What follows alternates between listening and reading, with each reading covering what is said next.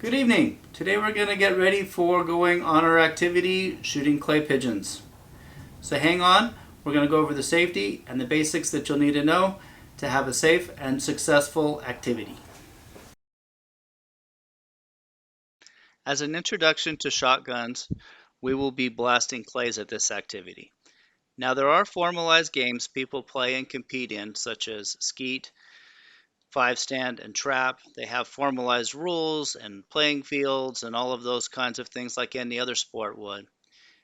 But this time we're just going to be lobbing clays up into the air and shooting them.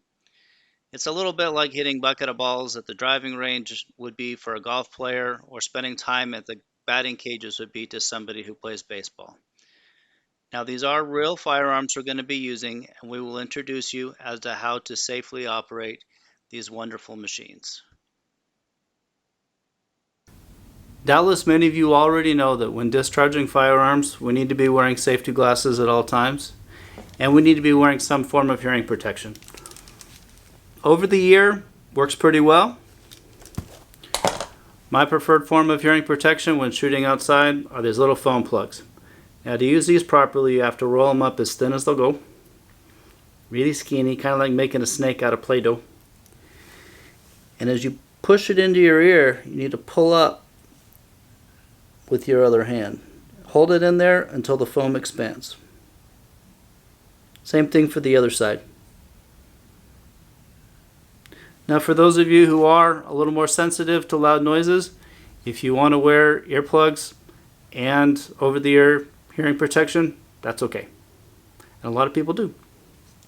We're going to go ahead and introduce the 4 rules of firearm safety. Rule number 1 is always keep the gun pointed in a safe direction.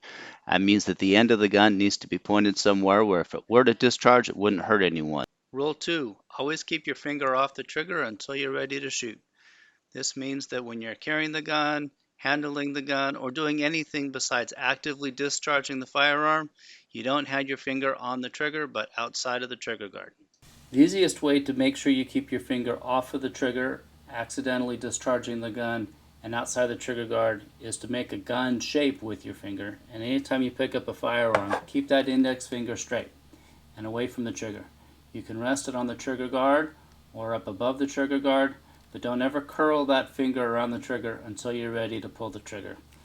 The other thing we like to do is anytime we're handling a weapon, we will open the chamber to make sure that we know if there's any rounds in there, treat it accordingly, and anytime we set it down, we're going to set it down unloaded with the chamber available to see so that anyone passing by knows that there aren't any rounds in the chamber. Rifles and shotguns work the same way. Anytime I pick this up, I'm going to make the shape of a gun with my finger. Pick up the gun, keeping my finger outside of the trigger guard. Checking the chamber, making sure there's nothing in it. And anytime I set it down, it's going to be with the chamber open. Same thing with the shotgun. Finger outside the trigger guard, and we're going to set it down with the chamber open. Next we have treat every gun as if it were loaded, even if you think it's empty. This means if you're inclined to do something with a gun that you think is unloaded, that you wouldn't do with a gun that you knew was loaded, you probably not ought to do it. Things like looking down the barrel or pointing it at somebody. The final rule is know your target and what is beyond it. We are responsible for every round that leaves the barrel of our weapons. That means that if there's anything behind the target that you're shooting at that you could hit, if you missed, you need to make sure that you do not fire the shot. Likewise for things in front of the target. The shotgun we'll be demonstrating with tonight is a pump action shotgun, so called because the mechanism used for feeding the shells in and out is the slide mechanism. That's a great sound, isn't it? Let's go over real quick the basic functions of a pump shotgun. These are dummy rounds. They're not real ammunition. All the real ammunition's been put away so that we don't inadvertently put a live round into the chamber. This area is called the chamber.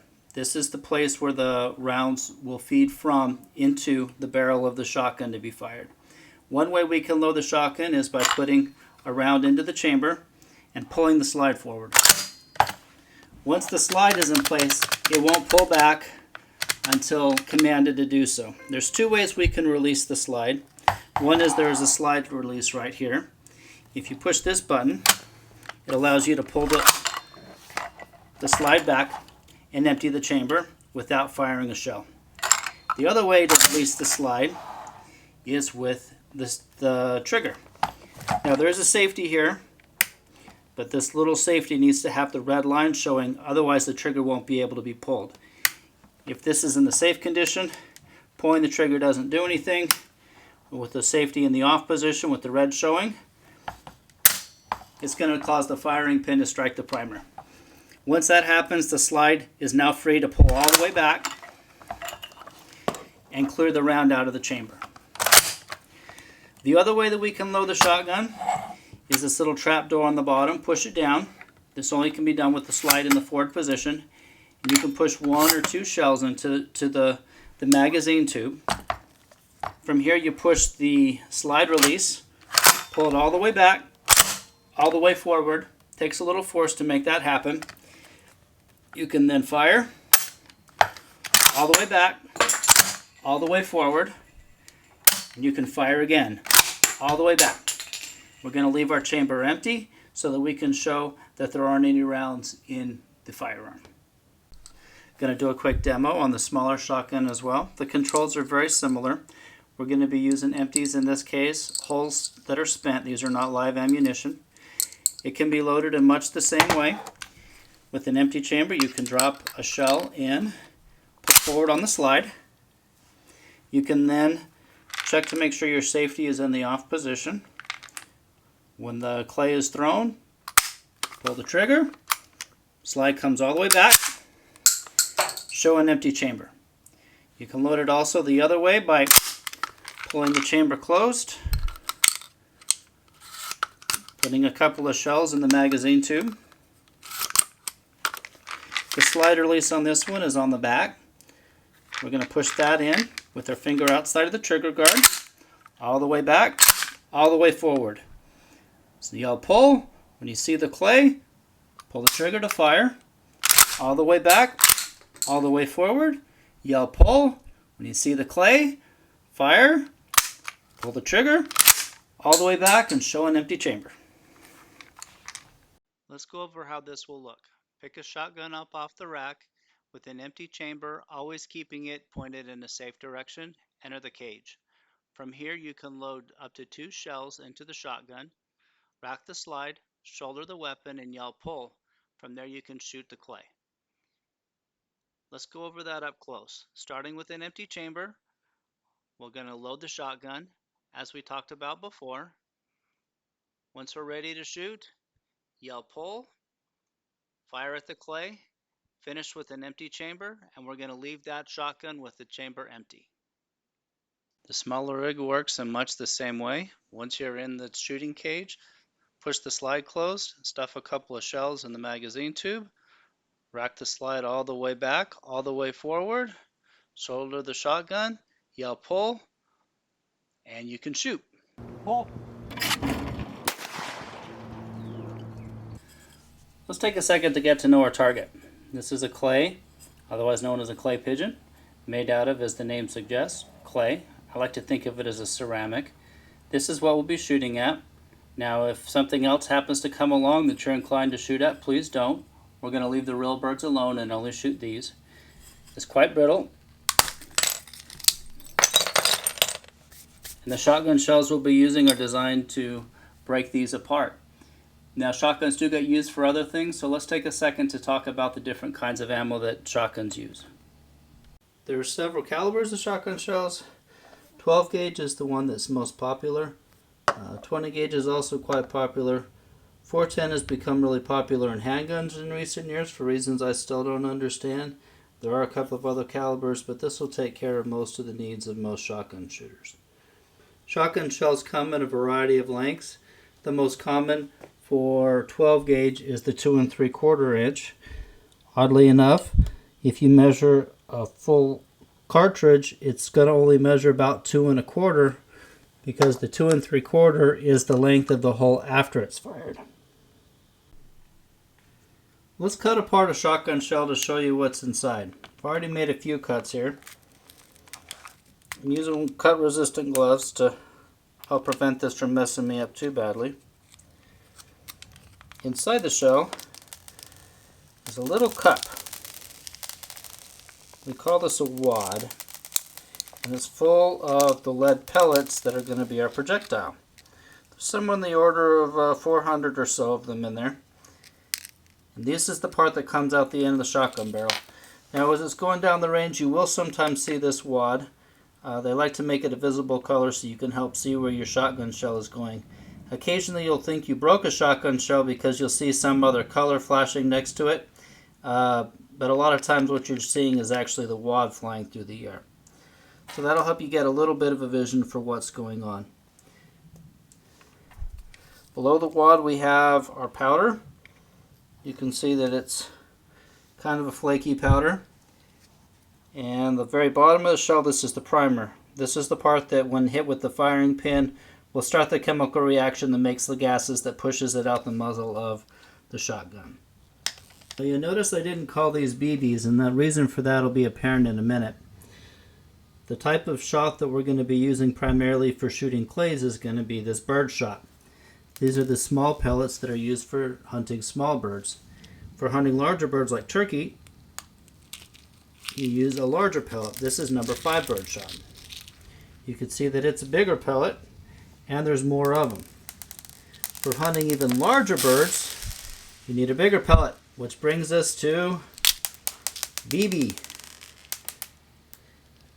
You'll see these are steel shot that is essentially the same stuff you would put in a BB gun. So calling these little lead pellets BB wouldn't be appropriate. This is a 3.5-inch shell that has a lot of kick to it. Now for even bigger animals like small deer or whatnot, they do have, this is number 4 buckshot, called so because it's appropriate for hunting deer. They make an even bigger buckshot called double-aught buck. This is nice because the hole is transparent. You can actually see it inside without me taking it apart. But as you can see, it has 9 pellets that are roughly the size of small handgun bullets. This is what most police officers used to use back in the day in patrolling for cases where their handguns weren't appropriate. Now if you really want to take out something big, they do make a full diameter slug. And that right there is about 1 ounce of lead. That's a single projectile. This is for larger animals, larger deer, mule deer, things of that nature. Also sometimes used for defense. Now you can get just about anything if you want to in shotgun. It probably has the highest variety of rounds out there. This is 3 balls, buffered with flax seeds of all things. You can get 3 full diameter bore balls. There's another one in here somewhere. They're marketed for pigs, but I don't know if anyone would actually shoot a pig with them. I mean, those are, you could play marbles with those if you wanted to. And of course there are cases where you law enforcement or prison riots, things of that nature, where they want to scare everyone but they don't actually want to fatally hurt anyone, so there's less lethal options like this rubber baton. Rubber buckshot and other less lethal options are typically fired out of a shotgun. In fact, you can even get strange things like rubber ducks. Pretty much, if you can imagine it, they make a shotgun shell that has it in it. And with that, I look forward to seeing you all at the shooting range, ready to have some safe, fun shooting clays.